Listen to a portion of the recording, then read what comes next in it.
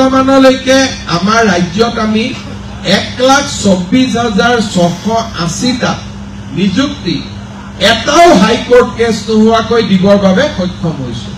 Assam government has no litigation in High Court. Appointmentor ক্ষেত্ৰত কোনো ধৰণৰ litigation নাই আৰু ই অসমৰ প্ৰশাসনিক বুৰঞ্জীৰ বাবে এটা নতুন ঘটনা।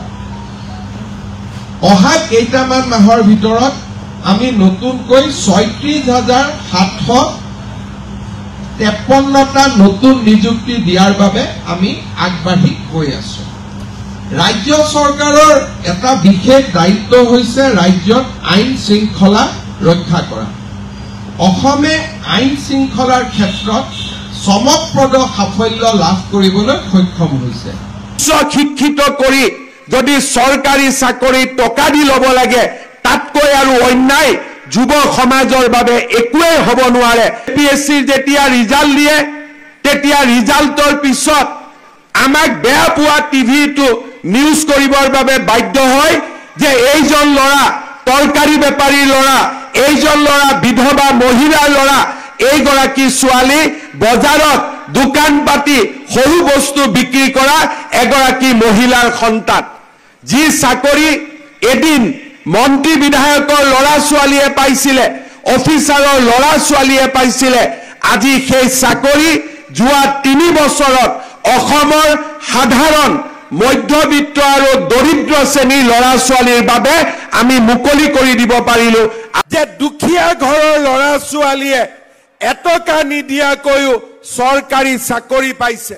যে মামাৰ চৰকাৰ অহাৰ পিছত আমাৰ অসমত চাকৰিৰ কাৰণে আমি কোনেও 1 টকাও দিব নালাগে, মাত্ৰ পঢ়া শুনা কৰিলে আমি চৰকাৰী চাকৰি পাব পাৰো। যোৱা 3 বছৰত আমি প্ৰায় 1.5 লাখ ল'ৰা ছোৱালীক 1 টকা নোহোৱাকৈ আমি চৰকাৰী চাকৰি দিছো।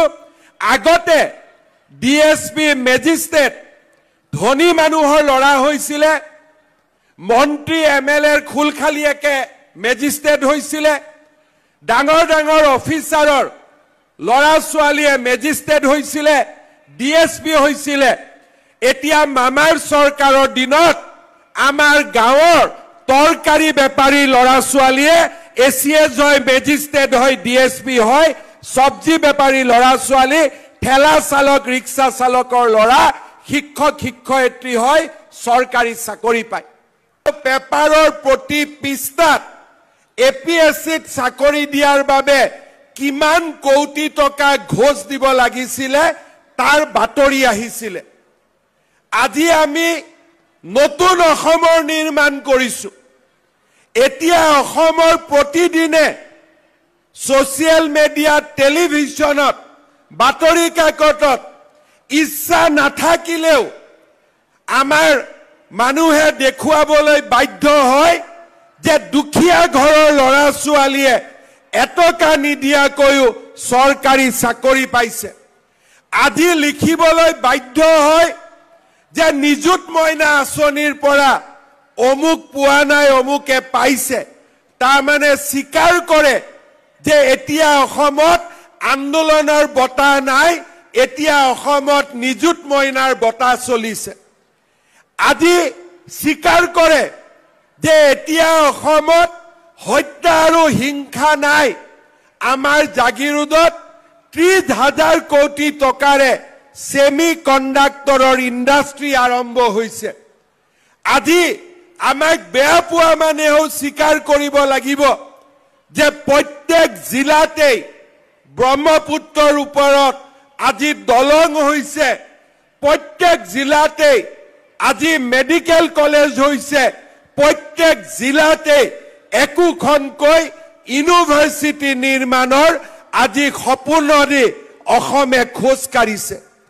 আমি চাওঁতে চাওঁতে হত্যা, হিংসা, আন্দোলন আৰু নিৰাশাৰ অসমখনৰ পৰিৱৰ্তে আজি আমি বিকাশৰ উৎসৱ পালন কৰিছো। কোনোবা জিলালৈ গৈছো, কোন মন্ত্ৰীৰ খুলখালিয়ে তাৰ নাম নোলায়, কোন অফিচাৰৰ খুলখালিয়ে তাৰ নাম নোলায়, ৰিজাল্ট দিলে ওলাই যে ই অমুক গাঁৱৰ তৰকাৰী বেপাৰী ছোৱালী, ই অমুক গাঁৱৰ খেতিয়কৰ ল'ৰা, ই অমুক গাঁৱৰ ৰিক্সা চালকৰ ল'ৰা, ই অমুক গাঁৱৰ ঠেলা চালকৰ ল'ৰা। মন্ত্ৰীৰ খুলখালিয়েকৰ পৰা অসমখনক আমি তৰকাৰী বেপাৰী ল'ৰালৈকে আমি ৰূপান্তৰ কৰিলো। PSC ৰিজাল্ট দিয়ে, পুলিচৰ ৰিজাল্ট দিয়ে, তৃতীয় চতুৰ্থ শ্ৰেণীৰ ৰিজাল্ট দিয়ে, তেতিয়া টিভিত কি ওলাই বাতৰি যে কোন মন্ত্ৰীৰ ল'ৰাই DSP হ'ল, কোন অফিচাৰৰ ল'ৰা গৈ পেলাই মেজিষ্ট্ৰেট হ'ল, কোন ডাঙৰ বিষয়াৰ খুলখালিয়েকে গৈ পেলাই প্লেনিং অফিচাৰ পালে, কাৰ খুলখালিয়েকে গৈ পেলাই টেক্সৰ ছুপাৰিনটেণ্ডেণ্ট হ'ল, কোন দ্বিতীয় হ'ল, পেপাৰ আৰু টিভিত এই লিষ্টবিলাক আহিছিলে।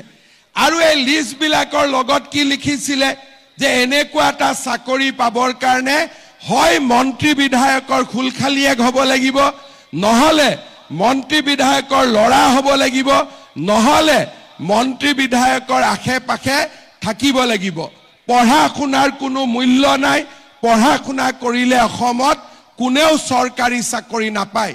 আৰু মানুহে এইটো মানি লৈছিলে। মোৰ ওচৰতে আহি কয় যে দাদা কিবা এটা লাইন দিয়ক, মই মেজিষ্ট্ৰেট হ'ব লাগে। কোনোবাই আহি ক'ব যে মই 1 কোটিলৈকে টকা ঘোষ দিম, মোক চাকৰিটো যেনে তেনে কৰি দিব লাগে। মানুহে ভাবিছিলে টকা দিয়াটোৱে নিয়ম, আৰু বিনা টকা চাকৰি কেতিয়াও সম্ভৱে হ'ব নোৱাৰে। আৰু তেনেকৈ আমাৰ অসমখন ৭৫ বছৰ চলি আছিলে। 2021 চনত মই মুখ্যমন্ত্ৰীৰ দায়িত্ব লোৱাৰ পিছত কৈছিলো যে এনেকে নহয়, আমি পৰিৱেশৰ পৰিৱৰ্তন কৰিম। আজি মই 1.5 লাখ ল'ৰা ছোৱালীক চাকৰি দিলো। 1.5 লাখ ল'ৰা ছোৱালীৰ পৰা 1 লাখ টকাকৈ যদি মই ললোহেঁতেন, মোৰ পকেটত 1500 কোটি টকা আহিলহেঁতেন। আৰু 1 লাখ দিয়াটোত কাৰো আপত্তিয়ে নাই। 10 লাখ, 15 লাখ, 20 লাখ, 1 কোটিলৈকে দিয়ে। 1 লাখ দিলেতো হাঁহি দি দিব। আজিয়ে যদি মই ইয়াত কওঁ যে আপোনালোকৰ ল'ৰাক মই চাকৰি দিম, 1 লাখ টকা মোক গধূলিৰ ভিতৰত দিয়ক, চবেইটো গধূলিৰ ভিতৰতে লৈ আহিব। 1 লাখ টকা যদি মই ললোহেঁতেন, 1500 কোটি টকা মোৰ ঘৰত গ'লহেঁতেন। কংগ্ৰেছ দলে কয় যে মই দুৰ্নীতি কৰোঁ। আৰে দুৰ্নীতি যদি কৰিলোহেঁতেন 1500 কোটি টকাটো মোৰে পকেটত আহিলেহেঁতেন। আজি আপোনালোকে চাওক, পৰীক্ষাৰ ৰিজাল্ট দিলে, এতিয়া টিভিত কি ওলাই, কোন মন্ত্ৰীৰ খুলখালিয়েক তাৰ নাম নোলায়, কোন অফিচাৰৰ খুলখালিয়েক তাৰ নাম নোলায়। ৰিজাল্ট দিলে ওলাই যে ই অমুক গাঁৱৰ তৰকাৰী বেপাৰী ছোৱালী, ই অমুক গাঁৱৰ খেতিয়কৰ ল'ৰা, ই অমুক গাঁৱৰ ৰিক্সা চালকৰ ল'ৰা, ই অমুক গাঁৱৰ ঠেলা চালকৰ ল'ৰা। মন্ত্ৰীৰ খুলখালিয়েকৰ পৰা অসমখনক আমি তৰকাৰী বেপাৰী ল'ৰালৈকে আমি ৰূপান্তৰ কৰিলো। আৰু এইটোৱে হৈছে আমাৰ জীৱনৰ আটাইতকৈ ডাঙৰ সফলতা। ইয়াৰ ফলত কি হৈছে, এতিয়া ল'ৰা ছোৱালীক মাক দেউতাকে কয় যে পঢ়, চাকৰি পাবি। ল'ৰা ছোৱালীয়ে স্কুলত আগতকৈ বেছি যায়। এতিয়া মই যোৱাকালি পৰহি দিনাখন মই এখন মিটিঙত গৈছিলো। ছোৱালীবিলাকে মোক ধৰি ক'লে যে মামা, মই চামুগুৰিত গৈছিলো। ছোৱালীবিলাকে মোক ধৰি পেলাই ক'লে যে মামা আমাক স্কুলত শিক্ষক লাগে। আগতে কোনো চিন্তাই নকৰিছিল। আজিকালি চবেই জানে যে পঢ়া শুনা কৰিলে আমাৰ ল'ৰা ছোৱালীয়ে চাকৰি পাব। ৰাজ্যত আন্দোলন নোহোৱা হৈছে, শিক্ষাৰ পৰিৱেশ নিৰ্মাণ হৈছে, আৰু অসমখন এটা ভাল পৰিৱেশলৈকে গৈ আছে। আৰু যিসকল ডেকা ল'ৰাই চাকৰি নাপায়, তেওঁলোকৰ কাৰণেও মই ব্যৱস্থা কৰিছো যে তেওঁলোকক চৰকাৰে 2 লাখকৈ টকা দিব। লোৱাৰ কথা বাদ দিয়ক, ওলোটাই 2 লাখকৈ আমি টকা দিম, যাতে ল'ৰা ছোৱালীয়ে ব্যৱসায় কৰি খাব পাৰে। আগতে চিন্তা কৰক, চাকৰিৰ নামত টকা লৈছিলে, এতিয়া টকা লোৱাটো বাদে দিয়ক, বিনা পইচাত চাকৰি। আৰু যিকেইটা ল'ৰাই চাকৰি নাপায়, তেনেকুৱা 2 লাখ ল'ৰাক 2 লাখ টকা কৰি ব্যৱসায় কৰিবৰ কাৰণে আজি চৰকাৰে টকা দিয়া আৰম্ভ কৰিছে। বেংকৰ লোন নহয়, ডাইৰেক্টলি টকা দিয়া আৰম্ভ কৰিছে। আপোনালোকৰ এই গোটেই কথাবোৰ আপোনালোকে আলোচনা কৰিব। কংগ্ৰেছৰ মানুহবিলাকে আমাক ইমান দিন শোষণ কৰিলে, আমাক একো সুবিধা